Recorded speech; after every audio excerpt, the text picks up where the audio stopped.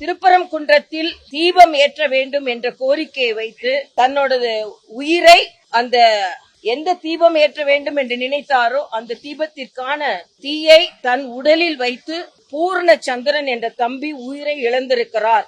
இதற்கு ஸ்டாலின் அரசு பதில் சொல்லியே ஆக வேண்டும்.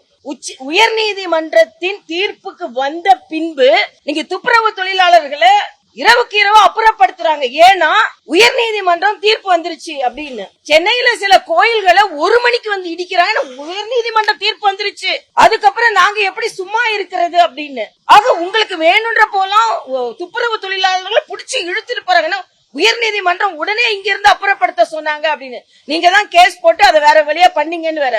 ஆனா திருப்பரங்குன்றத்தில் மட்டும் தீர்ப்பு வந்த பின்பு நீதிபதி மேலேயே குற்றத்தை சாட்டி எல்லாவற்றிற்கும் மேலாக இப்ப அது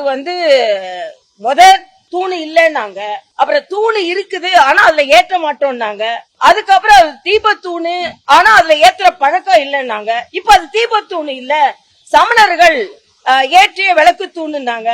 சமணர்கள் நைட்டு வெளியே வந்து விளக்கே ஏத்த மாட்டாங்க. அதுக்கப்புறம் இப்ப இன்னைக்கு அது சிக்கந்தர் அவங்களோட தூணு அப்படின்றாங்க. இப்ப அந்த தூணே உங்களுக்கு உரிமையா அப்படின்னு கேக்குறாங்க. அதே மாதிரி இன்னைக்கு அங்க இஸ்லாமிய திருவிழாக்கள் நடத்துவதற்கு அனுமதி கொடுத்திருக்கிறார்கள் அரசாங்கம். ஆனா அதே இது இந்த விளக்கு ஏற்றுவதற்கு அனுமதி இல்ல.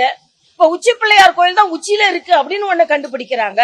எல்லாவற்றிற்கும் மேலாக நான் அரசாங்க விவாதத்தில் சொன்ன வார்த்தைகளை நான் மிக வன்மையாக கண்டிக்கிறேன்.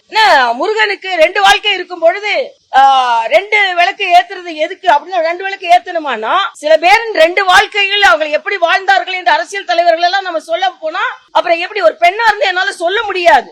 என்ன வாதிடுறீங்க? அப்புறம் இன்னைக்கு அது விளக்கு தூணி இது இந்துக்களுக்கே சொந்தமானது இல்ல, அது அவங்க வக்ஃபோர்டுக்கு சொந்தமானதா இருக்க கூடும் அப்படின்ற ஒரு வாதத்தை வைக்கிறீங்க. அதே மாதிரி பக்கத்துல சென்னை விமான நிலையத்துல ஹஜ் யாத்திரிகர்களுக்கு மக்கள் வரி பணத்துல கட்டடம் கட்டுறீங்க, கிறிஸ்துமஸ் விழாக்கள்ல கலந்து கொள்கிறீங்க.